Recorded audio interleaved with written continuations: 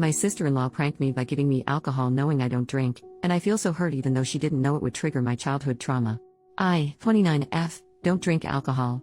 The short answer to the reason for this is I grew up with two highly abusive alcoholic parents. It took me a lot of self-work and therapy to even be able to be in the same room as people that are drinking. When I meet new people, I just politely turn down drinks by saying something along the lines of I don't drink. There has obviously been some instances where people ask me why, but I never go into the traumatic details. I've never had anyone push it onto me or anything. That's what makes what happened last weekend so bizarre. On the second Saturday of every month, my husband, 30M, and his sister, 32F, throw a cookout or something along the lines for all of their childhood friends. I've always thought it was really cool that they stay close with so many people since I myself moved away from home and only stay in contact with one friend from school. I've been attending these hangouts ever since my husband and I started dating. There's never been any issues. I get along well with his friends and his sister. Last Saturday, my husband took my 11-year-old little brother out of town for a dad and Sunday. We're his legal guardians. I've had custody of him since I was 20. So I went to the cookout alone this time. I've done this a couple times before, it's always been fine. So, my sister-in-law handed out the usual mimosas, and I asked for just orange juice like always. When I took a sip of the drink she handed me, I immediately spit it out because I could taste champagne. I turned around to my sister-in-law and said, "Oh, you must have given me your drink by mistake." When I turned, I noticed her and two of her friends laughing. I was so confused. I asked what was going on and my sister-in-law said through her giggles, "We thought it would be funny to see how you react to alcohol since we've never seen you drink it before. You should have seen your face." I was honestly just so shocked by that my only response was, "What the hell?" As they continued laughing, I just told them I was leaving. I honestly don't even remember that drive home because I was trying to keep myself from having a panic attack. When I finally got home, I just broke down crying. My husband and brother got home shortly after that and I couldn't hide how I was feeling even if I wanted to. My husband immediately asked me what was wrong and I just broke down again. I hate that my brother had to see me cry. I try to keep our house as happy and safe as possible.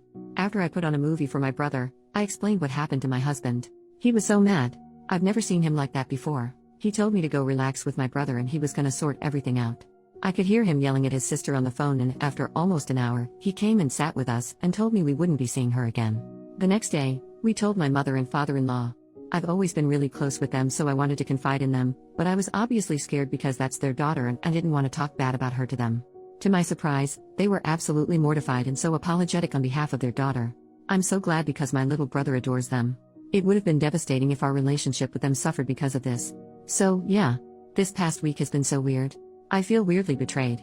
I hate that my sister-in-law and her friends used me as some sort of entertainment for the day. I know that they don't know the trauma this triggered inside of me, but I'm just so confused on why they thought that was an okay thing to do. I also feel guilty because I don't want my husband to stop going to the cookouts and lose his time with his friends and I don't want him and his sister to never see each other again because of me. My husband is amazing and has assured me it wouldn't be my fault if they never speak again. It's just hard not to feel that way. Don't worry though, I've had a lot of emergency therapy sessions this week and I know I'll be okay. It was just such a bizarre thing to experience. It seems like such a small, inconsequential thing to have happened to me. But it's been a crash course on trauma, triggers, PTSD, etc. Typing it out has been so helpful. Thanks for listening to my ramblings. Update, 4 days later, thank you to everyone that left me kind comments and messages on my previous post. I'll just get right into the update. A lot of you guessed right. This isn't the first time my sister-in-law has done something like this. She is definitely what some would consider a mean girl. My husband and his parents have had multiple falling outs with her over the years, but they've been on good terms recently until she pranked me. So, yeah. I could see how my husband's immediate reaction to go no contact seemed like an overreaction, but he's dealt with a lot from her in the past. I don't want to give any specific examples because they're personal to my husband and his family. Hope you all understand. So here's what happened after my last post. After talking with my therapist and my husband, I decided I wanted to message my sister-in-law. I asked her if she wanted to get lunch and talk about what happened. I wanted to explain some of my past to her, my PTSD diagnosis, and why what she did affected me so much. I just wanted this to be over and for us to come to an understanding. But she never responded. A couple of my husband's friends that were at the cookout when the prank happened called us to check in on me. They said they had no idea my sister-in-law planned that and they never would have let it happen. That's probably why she didn't clue them in on the prank. They told me that after I left, they told her it wasn't cool. After a couple days I just gave up hope of her messaging me back and decided to start moving on. Yesterday, my sister-in-law blew up my husband's phone. She said some pretty awful things. To summarize, it was along the lines of "It's not my fault your wife is a pussy that is scared of champagne." She called me a bunch of names, from everything to bitch, cunt, etc. She said she never liked me and she wished my husband stayed with his high school girlfriend. They broke up when they were 18 by the way, my husband is 30. Lol. The worst thing she said was, my husband was just doing charity by taking in a couple of orphans.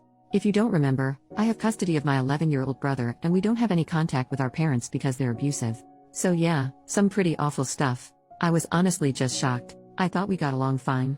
We were never best friends or anything, but I had no idea she held this much animosity towards me.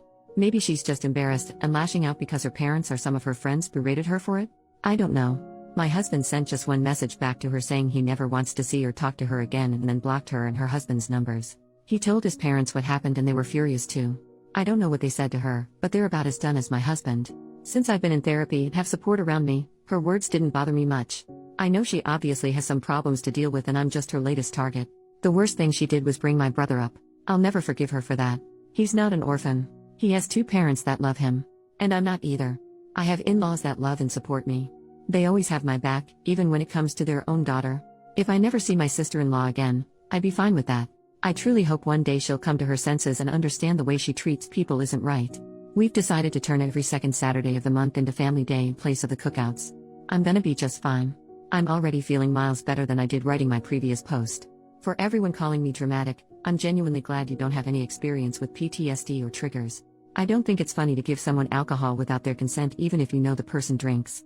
Anyway, again, thank you for all the kind words. I hope there will be no more updates, but if anything crazy happens, I'll let you know.